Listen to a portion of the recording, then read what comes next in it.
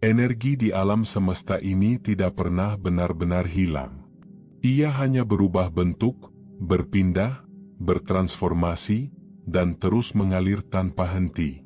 Dari cahaya menjadi panas, dari gerakan menjadi getaran, dari sesuatu yang tampak menjadi sesuatu yang tak terlihat, namun tetap ada. Dan tanpa kita sadari, hukum yang sama juga berlaku dalam diri manusia. Tubuhmu bukan sekadar daging dan tulang. Ia adalah sistem hidup yang dipenuhi energi. Setiap detak jantungmu, setiap tarikan napasmu, bahkan setiap pikiran yang melintas di benakmu, semuanya adalah bagian dari aliran energi yang tak pernah berhenti bekerja di dalam dirimu. Berabad-abad yang lalu, seorang ilmuwan besar dalam dunia Islam, Ibnu Sina, telah memahami sesuatu yang bahkan hingga hari ini masih terus diteliti oleh ilmu pengetahuan modern. Ia tidak hanya melihat manusia sebagai makhluk fisik, tetapi sebagai kesatuan yang utuh antara tubuh, pikiran, dan jiwa. Baginya, kesehatan sejati tidak bisa dipisahkan dari keseimbangan di antara ketiganya. Ibnu Sina menyadari bahwa di balik setiap kondisi fisik manusia, terdapat dimensi lain yang bekerja secara halus namun sangat kuat. Ia melihat bahwa manusia bukan hanya tersusun dari organ dan jaringan, tetapi juga dari energi yang mengalir dan saling memengaruhi. Dan ketika aliran energi ini terganggu, disitulah awal mula munculnya penyakit. Coba bayangkan ini sejenak. Ketika pikiranmu penuh dengan kecemasan, tubuhmu ikut tegang. Ketika hatimu diliputi kemarahan, detak jantungmu meningkat.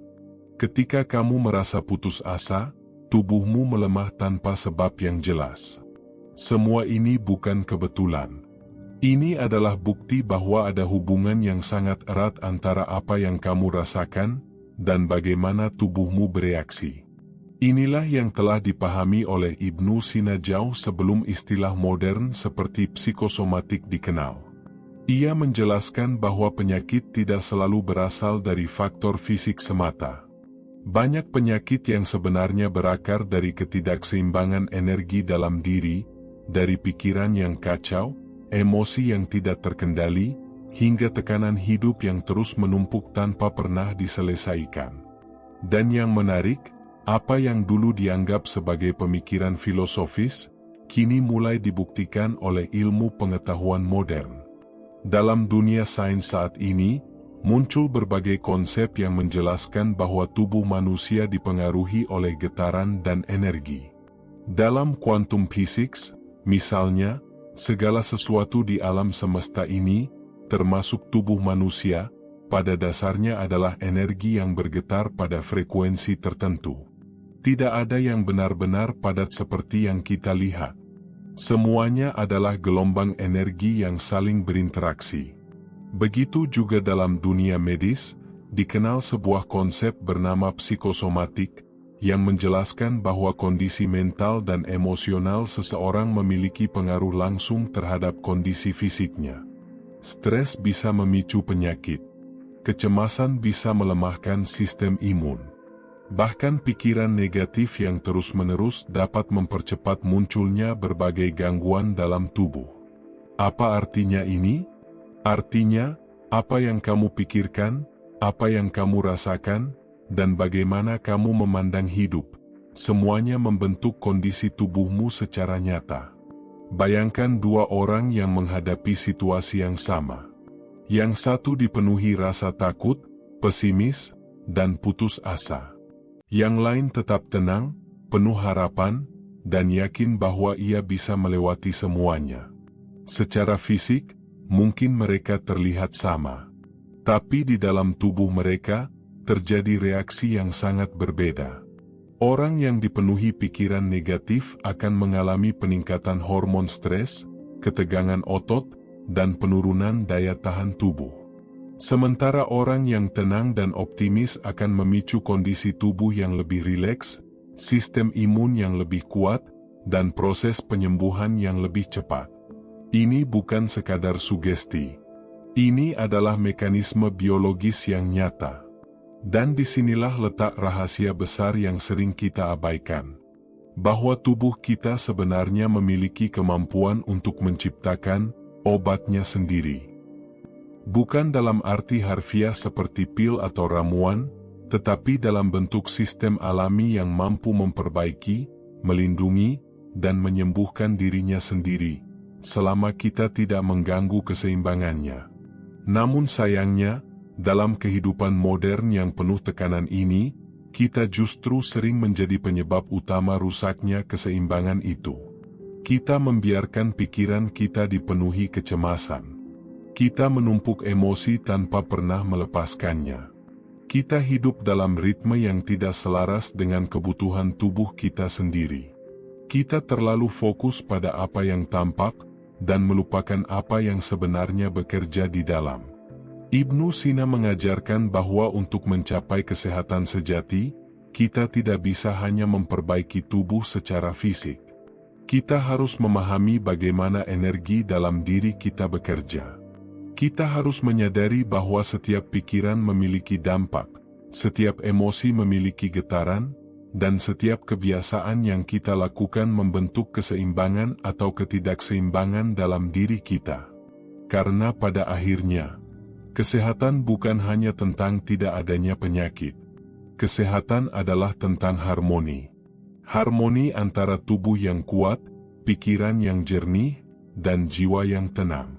Dan perjalanan untuk memahami semua itu baru saja dimulai. Jika pada bagian sebelumnya kita mulai memahami bahwa tubuh manusia adalah sistem energi yang hidup, maka sekarang kita masuk lebih dalam ke sumber yang paling sering tidak disadari, pikiran dan emosi. Banyak orang mengira bahwa penyakit hanya muncul karena faktor fisik, makanan yang tidak sehat, kurang olahraga, atau infeksi dari luar. Namun, apa yang sering terlewat adalah kenyataan bahwa sebelum tubuh jatuh sakit, seringkali pikiran sudah lebih dulu lelah. Pikiran negatif bukan hanya sesuatu yang terjadi di kepala. Ia adalah sinyal yang dikirim ke seluruh tubuh. Setiap kali kamu merasa cemas, takut, atau putus asa, tubuhmu tidak diam. Ia merespons. Detak jantung meningkat, napas menjadi lebih pendek, otot-otot menegam, dan tubuh masuk ke dalam kondisi siaga. Ini adalah mekanisme alami untuk bertahan hidup. Namun masalahnya, ketika kondisi ini terjadi terus-menerus, tubuh tidak pernah benar-benar kembali ke keadaan tenang. Disinilah awal mula kelemahan itu muncul. Pikiran negatif yang berulang akan memicu pelepasan hormon stres seperti kortisol secara terus-menerus. Dalam jangka pendek, ini mungkin membantu. Tapi dalam jangka panjang, justru merusak. Sistem kekebalan tubuh melemah, peradangan meningkat, dan tubuh menjadi lebih rentan terhadap penyakit. Inilah yang dimaksud ketika dikatakan bahwa pikiran bisa melemahkan tubuh. Sebaliknya, ketika seseorang memiliki pikiran yang positif, penuh harapan, dan keyakinan bahwa dirinya bisa sembuh, sesuatu yang berbeda terjadi di dalam tubuhnya. Tubuh mulai memproduksi hormon yang mendukung relaksasi dan penyembuhan. Sistem imun bekerja lebih optimal. Sel-sel tubuh memperbaiki diri dengan lebih efisien. Bahkan rasa sakit pun bisa berkurang. Fenomena ini dalam dunia medis dikenal sebagai efek sugesti positif, atau yang lebih dikenal sebagai placebo effect. Ini adalah kondisi di mana seseorang mengalami perbaikan kesehatan hanya karena ia percaya bahwa dirinya akan sembuh, meskipun secara medis tidak ada perubahan signifikan dalam pengobatannya. Apa artinya? Artinya, keyakinan itu sendiri adalah energi yang mempengaruhi tubuh. Dan ini sejalan dengan apa yang telah lama diajarkan oleh Ibnu Sina, bahwa kondisi batin seseorang memiliki pengaruh langsung terhadap kondisi fisiknya. Namun, bukan hanya pikiran, emosi juga memainkan peran yang sangat besar. Coba perhatikan tubuhmu ketika kamu marah. Panas terasa naik ke kepala, napas menjadi cepat, otot-otot menegang. Tubuh seolah bersiap untuk bertarung. Ini adalah respons alami dari sistem saraf. Tapi jika kemarahan ini sering terjadi, tubuh akan terus berada dalam tekanan. Begitu juga dengan rasa takut. Ketika seseorang diliputi ketakutan, tubuhnya masuk ke mode melarikan diri. Energi terkuras, pikiran menjadi tidak jernih, dan tubuh kehilangan keseimbangannya. Dan kecemasan, emosi yang satu ini seringkali tidak terlihat, tapi dampaknya sangat dalam. Kecemasan yang berkepanjangan bisa mengganggu tidur, melemahkan sistem pencernaan, bahkan memicu berbagai penyakit kronis. Semua ini menunjukkan satu hal penting, bahwa emosi bukan hanya sesuatu yang kita rasakan, tetapi sesuatu yang kita hidupkan di dalam tubuh kita.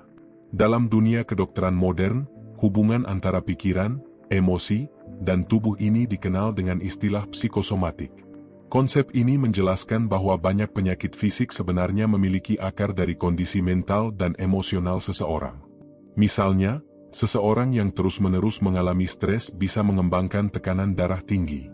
Kecemasan yang tidak terkelola bisa memicu gangguan pencernaan. Bahkan kondisi seperti sakit kepala kronis atau nyeri otot seringkali tidak memiliki penyebab fisik yang jelas, melainkan berasal dari ketegangan emosional yang tersimpan. Tubuh sebenarnya sedang berbicara. Ia merespons setiap getaran emosi yang kita ciptakan. Ketika kita mengirimkan sinyal ketenangan, tubuh akan menciptakan kondisi yang mendukung kesehatan.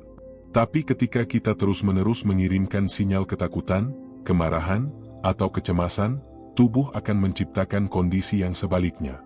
Dan tanpa kita sadari, kita menjadi arsitek dari kondisi tubuh kita sendiri. Bayangkan jika setiap hari seseorang bangun dengan pikiran negatif, merasa terbebani, dan menjalani hidup dengan tekanan yang tidak pernah dilepaskan. Tubuhnya akan terus berada dalam kondisi tidak seimbang. Sistem imun menurun, energi berkurang, dan perlahan, penyakit mulai muncul.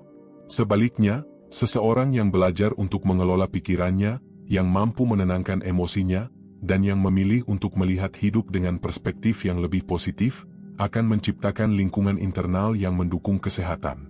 Ini bukan berarti mengabaikan kenyataan atau berpura-pura bahagia, tapi tentang bagaimana kita merespons kenyataan tersebut. Karena pada akhirnya, yang menentukan bukan apa yang terjadi padamu, tetapi bagaimana kamu memaknainya. Ibnu Sina memahami hal ini jauh sebelum dunia modern menyadarinya. Ia mengajarkan bahwa untuk menyembuhkan tubuh, kita tidak bisa hanya fokus pada gejala. Kita harus melihat ke dalam, memahami apa yang terjadi di pikiran dan hati kita. Karena di sanalah, akar dari banyak penyakit itu berada. Dan mungkin, tanpa kita sadari, yang selama ini kita anggap sebagai penyakit fisik, sebenarnya hanyalah pesan dari tubuh bahwa ada sesuatu dalam diri kita yang perlu diseimbangkan. Sesuatu yang tidak terlihat, tapi sangat terasa. Dan di bagian berikutnya, kita akan mulai memahami satu hal yang lebih dalam lagi. Bahwa energi dalam diri kita, bukan hanya bisa melemahkan, tetapi juga bisa menjadi kekuatan terbesar untuk menyembuhkan. Setelah kita memahami bahwa pikiran dan emosi memiliki pengaruh besar terhadap tubuh, kini kita sampai pada inti yang lebih dalam, sesuatu yang menjadi pengendali dari semuanya, kesadaran. Karena pada akhirnya, bukan hanya apa yang kamu pikirkan atau rasakan yang menentukan keadaan tubuhmu, tetapi apakah kamu sadar atas apa yang sedang kamu pikirkan dan rasakan. Disinilah letak perbedaan antara hidup yang berjalan otomatis, dan hidup yang dijalani dengan penuh kendali. Setiap manusia memiliki energi dalam dirinya. Energi ini tidak hanya menjaga tubuh tetap hidup, tetapi juga memiliki potensi luar biasa untuk memperbaiki, melindungi, bahkan menyembuhkan. Namun, potensi ini tidak akan bekerja secara optimal jika kita tidak menyadarinya. Banyak orang hidup tanpa benar-benar hadir dalam dirinya sendiri. Pikiran mereka dipenuhi masa lalu atau kekhawatiran akan masa depan. Emosi mereka naik turun tanpa arah. Dan tubuh mereka hanya menjadi korban dari semua itu. Tanpa kesadaran, energi dalam diri menjadi tidak terarah. Dan ketika energi tidak terarah, ia bisa berubah menjadi sumber ketidakseimbangan. Namun ketika seseorang mulai sadar, benar-benar sadar, akan apa yang terjadi dalam dirinya, sesuatu mulai berubah. Ia mulai mengenali pola pikirnya. Ia mulai memahami emosinya. Ia mulai melihat bagaimana setiap reaksi yang ia berikan, berdampak pada tubuhnya. Kesadaran inilah yang menjadi kunci utama kesehatan. Karena dengan kesadaran, kita tidak lagi bereaksi secara otomatis. Kita mulai memilih. Memilih untuk tidak larut dalam pikiran negatif. Memilih untuk tidak membiarkan emosi menguasai diri. Memilih untuk mengarahkan energi ke hal-hal yang membangun. Dan dari pilihan-pilihan kecil inilah, kesehatan mulai tercipta. Ibnu Sina memahami bahwa manusia memiliki potensi besar dalam dirinya, potensi untuk menciptakan keseimbangan atau justru menghancurkannya. Ia melihat bahwa tubuh bukanlah sesuatu yang berdiri sendiri, tetapi bagian dari sistem yang sangat dipengaruhi oleh kesadaran manusia itu sendiri.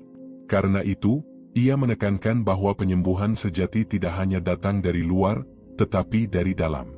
Dari bagaimana seseorang memahami dirinya, dari bagaimana ia mengelola energinya, dan dari bagaimana ia menjalani hidup dengan penuh kesadaran.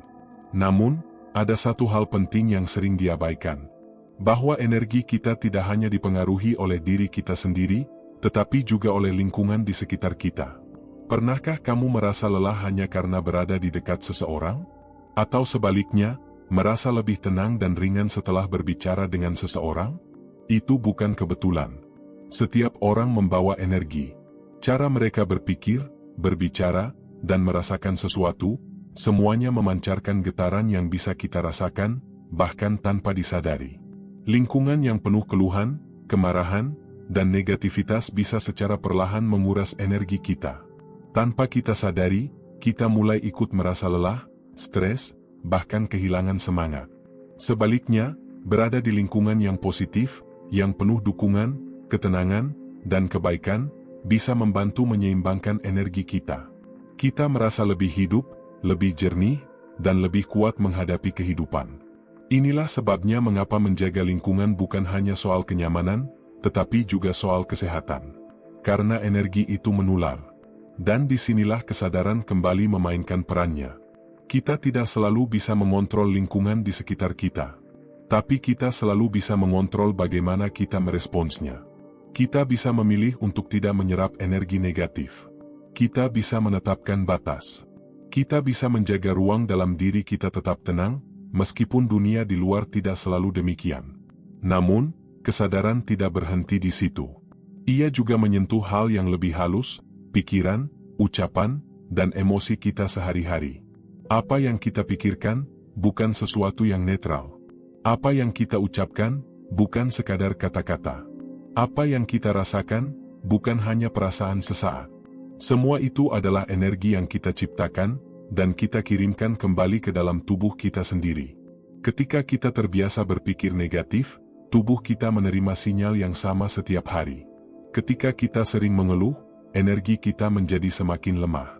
Ketika kita memelihara emosi negatif, tubuh kita terus berada dalam kondisi tidak seimbang. Sebaliknya, ketika kita mulai melatih diri untuk berpikir lebih jernih, berbicara dengan lebih bijak, dan merasakan dengan lebih sadar, energi dalam diri kita mulai berubah. Tubuh menjadi lebih tenang. Pikiran menjadi lebih fokus. Dan secara perlahan, keseimbangan mulai terbentuk. Disinilah kita mulai memahami satu hal yang sangat penting. Bahwa kesehatan bukanlah sesuatu yang datang begitu saja. Ia bukan hanya hasil dari apa yang kita makan atau seberapa sering kita berolahraga. Kesehatan adalah sesuatu yang kita ciptakan setiap hari. Melalui cara kita berpikir. Melalui cara kita merespons hidup. Melalui cara kita menjaga energi dalam diri kita. Banyak orang menunggu sehat. Mereka berharap tubuh mereka membaik dengan sendirinya. Mereka bergantung sepenuhnya pada obat atau pengobatan dari luar. Namun, apa yang diajarkan oleh Ibnu Sina, dan kini mulai dipahami oleh dunia modern, adalah bahwa kekuatan terbesar untuk sehat sebenarnya sudah ada di dalam diri kita. Kita hanya perlu menyadarinya. Dan ketika kesadaran itu muncul, cara kita memandang hidup akan berubah. Kita tidak lagi melihat kesehatan sebagai sesuatu yang pasif. Kita mulai melihatnya sebagai proses aktif, sesuatu yang kita bangun, kita jaga, dan kita arahkan. Setiap pikiran menjadi lebih berarti. Setiap emosi menjadi lebih terjaga. Setiap pilihan menjadi lebih sadar. Dan dari situlah, tubuh mulai merespons. Energi mulai mengalir lebih seimbang. Dan proses penyembuhan mulai terjadi dari dalam. Di bagian berikutnya, kita akan masuk lebih dalam lagi, bagaimana keseimbangan dalam hidup, antara tubuh, pikiran, dan jiwa, menjadi fondasi utama untuk menciptakan kesehatan yang utuh dan berkelanjutan. Setelah kita memahami bahwa kesadaran adalah kunci untuk mengarahkan energi dalam diri, kini kita sampai pada satu prinsip yang menjadi fondasi dari semua ajaran kesehatan sejati, keseimbangan. Karena pada akhirnya, bukan hanya apa yang kita lakukan yang menentukan kesehatan kita, tetapi bagaimana semua aspek dalam hidup kita saling selaras. Tubuh manusia tidak diciptakan untuk bekerja secara terpisah. Ia adalah sistem yang saling terhubung, antara fisik, mental, dan spiritual. Ketika salah satu bagian terganggu, maka bagian lain akan ikut merasakan dampaknya. Namun dalam kehidupan modern, kita seringkali hanya fokus pada satu sisi saja. Kita menjaga tubuh dengan olahraga, tapi pikiran kita penuh tekanan. Kita makan makanan sehat, tapi hati kita dipenuhi kecemasan. Kita terlihat kuat dari luar, tapi lelah di dalam. Dan tanpa kita sadari, ketidakseimbangan inilah yang perlahan melemahkan kita. Ibnu Sina telah mengingatkan sejak lama bahwa kesehatan sejati tidak bisa dicapai hanya dengan memperbaiki tubuh secara fisik. Ia menekankan bahwa manusia harus hidup dalam keseimbangan, antara tubuh yang dirawat, pikiran yang dijaga, dan jiwa yang ditenangkan. Karena tubuh yang sehat tanpa ketenangan batin, tetap akan rapuh. Bayangkan seseorang yang rutin berolahraga, menjaga pola makan, dan terlihat bugar secara fisik. Namun di dalam dirinya, ia terus diliputi stres, tekanan, dan kecemasan yang tidak pernah selesai. Apa yang terjadi? Tubuhnya mungkin tampak sehat, tapi sistem di dalamnya perlahan melemah. Stres yang terus-menerus akan memicu pelepasan hormon yang mengganggu keseimbangan tubuh. Detak jantung menjadi tidak stabil, tekanan darah meningkat, dan sistem kekebalan tubuh menurun. Inilah yang dalam dunia medis dikenal sebagai dampak dari stres kronis. Kondisi ini seringkali menjadi akar dari berbagai penyakit serius seperti hipertensi, gangguan jantung, hingga masalah metabolisme. Dan yang lebih mengejutkan, banyak orang tidak menyadari bahwa sumber dari semua itu bukan hanya pola makan atau faktor genetik, tetapi tekanan emosional yang tidak pernah dikelola. Karena itu, menjaga kesehatan tidak cukup hanya dari luar. Kita juga harus memperhatikan apa yang terjadi di dalam.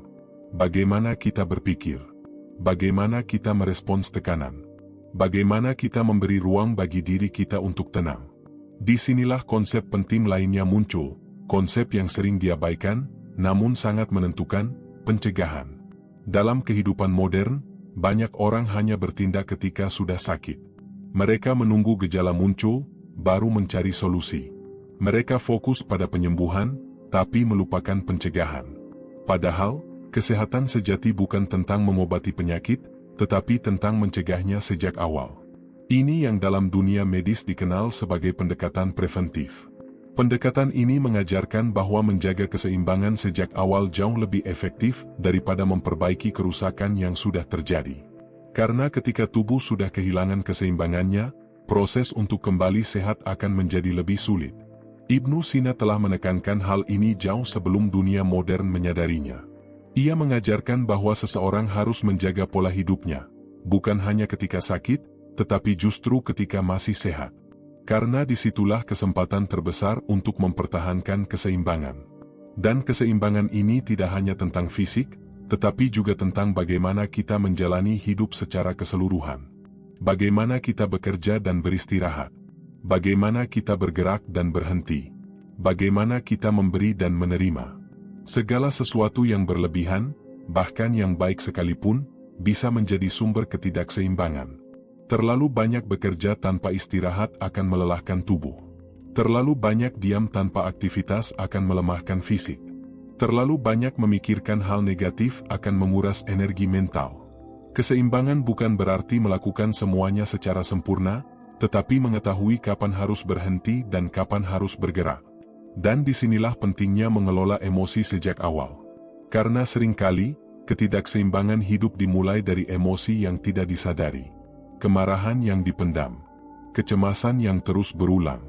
Tekanan yang tidak pernah dilepaskan. Semua itu perlahan menumpuk, dan tanpa disadari, menjadi beban bagi tubuh. Tubuh mungkin bisa bertahan untuk sementara. Tapi jika emosi ini terus dibiarkan, tubuh akan mulai berbicara melalui rasa sakit, kelelahan, atau bahkan penyakit. Inilah mengapa mengelola emosi bukan sekadar soal ketenangan, tetapi soal kesehatan. Belajar untuk tenang bukan berarti menghindari masalah, tetapi menghadapi masalah tanpa kehilangan keseimbangan diri. Belajar untuk melepaskan bukan berarti menyerah, tetapi memberi ruang bagi tubuh dan pikiran untuk kembali selaras. Dan semua ini tidak terjadi secara instan. Ia adalah proses. Proses untuk mengenali diri. Proses untuk memahami batas diri. Proses untuk hidup dengan lebih sadar. Ketika seseorang mulai menjalani hidup dengan keseimbangan, sesuatu yang berbeda akan terasa. Tubuh menjadi lebih ringan. Pikiran menjadi lebih jernih. Dan hati menjadi lebih tenang.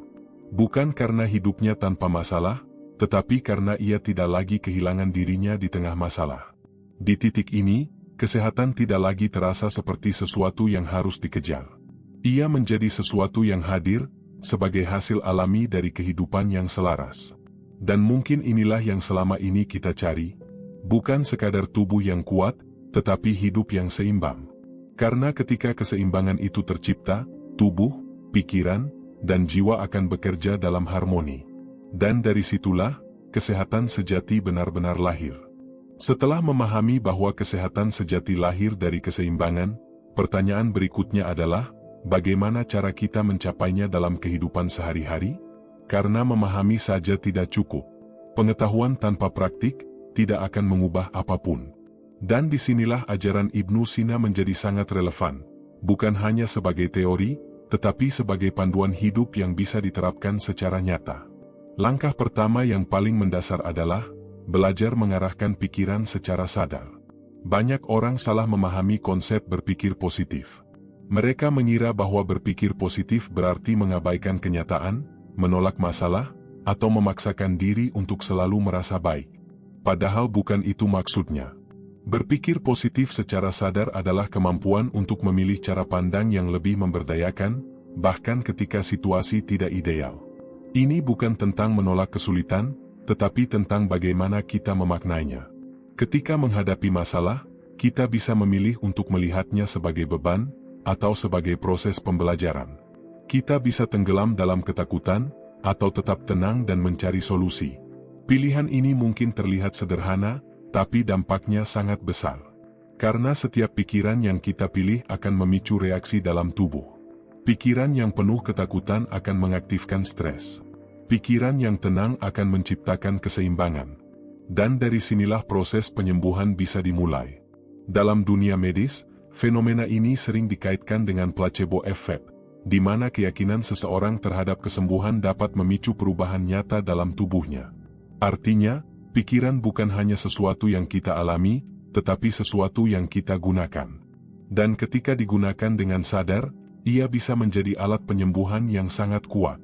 Langkah kedua adalah memperhatikan apa yang kita konsumsi. Dalam ajaran Ibnu Sina, makanan bukan hanya sekadar sumber energi, tetapi juga bagian dari pengobatan. Ia melihat bahwa apa yang kita makan akan mempengaruhi bukan hanya tubuh, tetapi juga pikiran dan emosi kita. Makanan yang alami, segar, dan seimbang akan memberikan energi yang bersih bagi tubuh. Sebaliknya, makanan yang terlalu diproses, penuh bahan kimia, dan berlebihan justru bisa mengganggu keseimbangan alami tubuh. Coba perhatikan bagaimana tubuhmu bereaksi setelah makan. Ada makanan yang membuatmu ringan, fokus, dan bertenaga. Tapi ada juga yang membuatmu lelah, mengantuk, bahkan tidak nyaman. Tubuh selalu memberi sinyal. Dan ketika kita mulai sadar terhadap sinyal itu, kita tidak lagi makan hanya karena kebiasaan, tetapi karena kebutuhan. Disinilah makanan benar-benar menjadi obat. Langkah berikutnya yang sering dianggap sepele, namun sangat penting adalah pernapasan. Setiap hari kita bernapas, tapi jarang benar-benar menyadarinya. Padahal, napas adalah jembatan antara tubuh dan pikiran. Ketika kita stres, napas menjadi pendek dan cepat. Ketika kita tenang, napas menjadi dalam dan teratur. Dengan melatih pernapasan secara sadar, menarik napas dalam, memperlambat ritmenya, kita sebenarnya sedang mengirim sinyal ke tubuh bahwa semuanya baik-baik saja. Sistem saraf menjadi lebih tenang. Detak jantung melambat. Dan tubuh mulai masuk ke kondisi penyembuhan. Inilah sebabnya banyak praktik modern seperti meditasi dan relaksasi menekankan pentingnya kesadaran napas. Karena dari sesuatu yang sederhana ini, perubahan besar bisa terjadi. Selain napas, Ada satu hal yang sering diabaikan dalam kehidupan modern, tidur. Banyak orang mengorbankan tidur demi produktivitas. Mereka begadang, memaksakan tubuh bekerja tanpa istirahat yang cukup, dan menganggapnya sebagai hal yang wajar. Padahal, tidur adalah salah satu proses penyembuhan paling alami yang dimiliki tubuh. Saat kita tidur, tubuh memperbaiki sel-sel yang rusak, membersihkan racun, dan mengembalikan energi. Tanpa tidur yang cukup, tubuh kehilangan kesempatan untuk melakukan semua itu. Akibatnya, keseimbangan terganggu, energi menurun, pikiran menjadi tidak jernih, dan sistem kekebalan tubuh melemah. Tidur bukanlah tanda kelemahan. Ia adalah kebutuhan dasar untuk menjaga kehidupan. Dan yang terakhir, yang menjadi benang merah dari semua ini, adalah menghindari berlebihan dalam segala hal. Dalam hidup, seringkali kita terjebak dalam pola ekstrim. Terlalu banyak makan, atau terlalu menahan diri. Terlalu banyak bekerja, atau terlalu pasif. Terlalu larut dalam emosi, atau justru menekannya. Padahal, keseimbangan tidak pernah berada di ujung, tetapi di tengah. Ibnu Sina mengajarkan bahwa segala sesuatu yang berlebihan akan membawa ketidakseimbangan. Bahkan hal yang baik sekalipun, jika dilakukan tanpa kendali, bisa menjadi sumber masalah. Makan berlebihan bisa merusak tubuh. Bekerja berlebihan bisa melelahkan jiwa. Emosi yang berlebihan bisa mengganggu pikiran. Karena itu, kunci dari kesehatan bukan hanya apa yang kita lakukan, tetapi seberapa bijak kita melakukannya. Belajar mengenali batas diri. Belajar memberi jeda. Belajar hidup dengan ritme yang selaras. Ketika kita mulai menerapkan semua ini, mengelola pikiran, menjaga makanan, menyadari napas, menghormati waktu istirahat, dan menghindari berlebihan, sesuatu yang perlahan akan berubah. Tubuh tidak lagi merasa, dipaksa, tetapi didukung. Pikiran tidak lagi kacau, tetapi lebih terarah. Dan energi dalam diri mulai mengalir dengan lebih seimbang. Di titik ini, kita mulai memahami bahwa penyembuhan bukan sesuatu yang datang dari luar. Ia adalah proses yang diaktifkan dari dalam. Dan tubuh, sebenarnya sudah tahu caranya. Kita hanya perlu berhenti menghambatnya, dan mulai mendukungnya. Di bagian berikutnya, kita akan melihat lebih luas lagi, bagaimana hubungan kita dengan alam dan lingkungan sekitar juga memainkan peran besar dalam menjaga keseimbangan energi dan kesehatan kita secara keseluruhan. Setelah memahami bagaimana tubuh, pikiran, dan kebiasaan sehari-hari memengaruhi kesehatan, kini kita melangkah lebih luas, keluar dari diri kita sendiri, menuju sesuatu yang sering kita abaikan, hubungan kita dengan alam dan lingkungan. Karena pada hakikatnya, manusia tidak pernah benar-benar terpisah dari alam. Kita adalah bagian darinya. Tubuh kita terbentuk dari unsur yang sama dengan bumi. Kita bernapas dari udara yang sama, minum dari air yang sama, dan hidup di bawah matahari yang sama. Setiap sel dalam tubuh kita, sebenarnya terhubung dengan ritme alam semesta. Namun dalam kehidupan modern, hubungan ini perlahan mulai terputus. Kita hidup di dalam ruangan tertutup. Kita menghirup udara yang tidak lagi murni. Kita mengonsumsi makanan yang jauh dari bentuk alaminya. Dan tanpa kita sadari, kita menjauh dari sumber energi yang selama ini menjaga keseimbangan kita. Ibnu Sina memahami bahwa alam bukan hanya tempat kita hidup, tetapi juga sumber penyembuhan. Ia melihat bahwa udara segar, sinar matahari, air bersih, dan makanan alami bukan sekadar kebutuhan dasar, tetapi bagian dari sistem yang menjaga tubuh tetap selaras. Coba bayangkan saat kamu berada di alam terbuka. Di bawah langit yang luas, menghirup udara segar, merasakan hangatnya matahari pagi, ada perasaan tenang yang muncul tanpa dipaksakan. Pikiran menjadi lebih jernih. Tubuh terasa lebih ringan. Itu bukan kebetulan. Itu adalah respons alami tubuh ketika kembali terhubung dengan sumber energinya. Udara yang kita hirup membawa oksigen yang memberi kehidupan pada setiap sel. Sinar matahari membantu tubuh memproduksi vitamin yang penting untuk kesehatan. Air membersihkan dan menjaga keseimbangan dalam tubuh. Dan makanan alami memberikan energi yang lebih murni dibandingkan makanan yang telah diproses. Semua ini adalah bagian dari sistem yang sudah disediakan oleh alam. Namun sayangnya, kehidupan modern seringkali membuat kita melupakan hal-hal sederhana ini. Kita lebih banyak menghabiskan waktu di depan layar daripada di bawah sinar matahari. Kita lebih sering mengonsumsi makanan instan daripada makanan alami. Kita hidup dalam ritme yang cepat, tanpa memberi ruang bagi tubuh untuk kembali seimbang. Akibatnya, tubuh kita kehilangan koneksi dengan ritme alaminya. Dan ketika ritme itu terganggu, keseimbangan pun ikut terganggu. Namun hubungan kita dengan lingkungan tidak hanya terbatas pada alam fisik. Ada satu aspek lain yang tidak kalah penting, lingkungan sosial. Setiap orang yang kita temui, setiap percakapan yang kita jalani, setiap interaksi yang kita alami, semuanya membawa pengaruh terhadap energi kita. Pernahkah kamu merasa lelah setelah berbicara dengan seseorang? Atau sebaliknya, merasa lebih semangat setelah bertemu orang tertentu? Itu adalah bukti bahwa energi manusia saling memengaruhi. Lingkungan sosial yang penuh tekanan, konflik, atau negativitas bisa secara perlahan menguras energi kita. Tanpa kita sadari, kita mulai merasa stres, lelah, bahkan kehilangan keseimbangan emosi. Sebaliknya, berada di lingkungan yang mendukung, yang penuh ketenangan, kejujuran, dan kebaikan, bisa menjadi sumber energi yang sangat kuat. Kita merasa lebih aman, lebih dihargai, dan lebih mampu menghadapi kehidupan. Inilah mengapa memilih lingkungan dan relasi yang sehat bukan sekadar pilihan, tetapi kebutuhan. Karena kesehatan tidak hanya ditentukan oleh apa yang kita lakukan sendiri, tetapi juga oleh apa yang kita izinkan masuk ke dalam hidup kita. Siapa yang kita dengarkan? Siapa yang kita percayai? Siapa yang kita izinkan memengaruhi pikiran dan perasaan kita? Semua itu membentuk kondisi batin kita, dan pada akhirnya memengaruhi tubuh kita. Namun di era modern, menjaga lingkungan yang sehat bukanlah hal yang mudah. Kita hidup di tengah arus informasi yang tidak pernah berhenti. Kita terpapar berita, opini, dan energi dari berbagai arah, seringkali tanpa kita sadari dampaknya. Kita terbiasa dengan kecepatan, tapi kehilangan kedalaman. Kita terhubung secara digital, tapi merasa terpisah secara emosional. Dan perlahan, kita semakin jauh dari keseimbangan alami yang seharusnya kita miliki. Inilah tantangan terbesar kehidupan modern. Bukan hanya tentang bagaimana kita hidup, tetapi bagaimana kita tetap selaras di tengah dunia yang terus bergerak cepat. Namun kabar baiknya, kita selalu punya pilihan. Kita bisa mulai kembali terhubung dengan alam, meskipun dalam langkah kecil.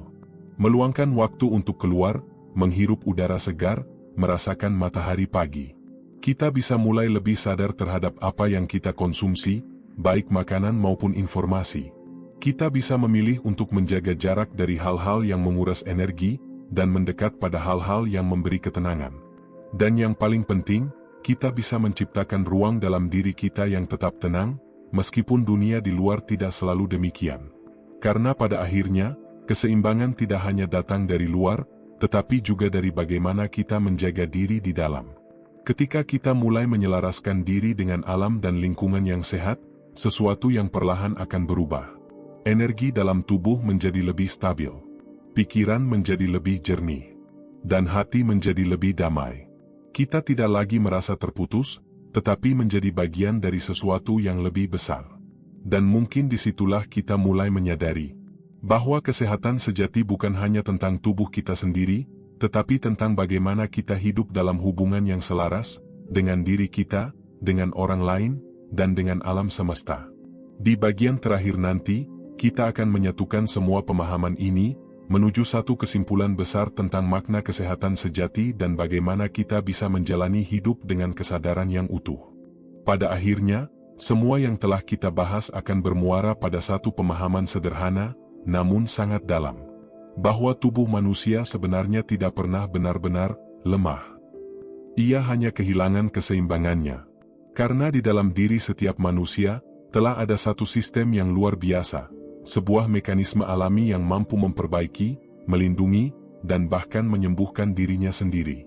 Tubuh kita tahu bagaimana menyembuhkan luka. Ia tahu bagaimana melawan infeksi. Ia tahu bagaimana mengembalikan dirinya ke keadaan seimbang. Namun, kemampuan ini hanya bisa bekerja secara optimal ketika kita tidak mengganggunya. Dan seringkali, tanpa kita sadari, justru kita sendirilah yang menghambat proses itu. Melalui pikiran yang terus-menerus dipenuhi kecemasan. melalui emosi yang tidak pernah dilepaskan, melalui pola hidup yang menjauh dari keseimbangan alami. Ibnu Sina telah mengajarkan bahwa kesehatan sejati bukan hanya tentang tidak adanya penyakit. Ia adalah keadaan di mana tubuh, pikiran, dan jiwa berada dalam harmoni. Bukan hanya fisik yang kuat, tetapi juga pikiran yang jernih. Bukan hanya bebas dari rasa sakit, tetapi juga hati yang tenang. Dan ketika harmoni ini tercipta, kesehatan bukan lagi sesuatu yang harus dikejar.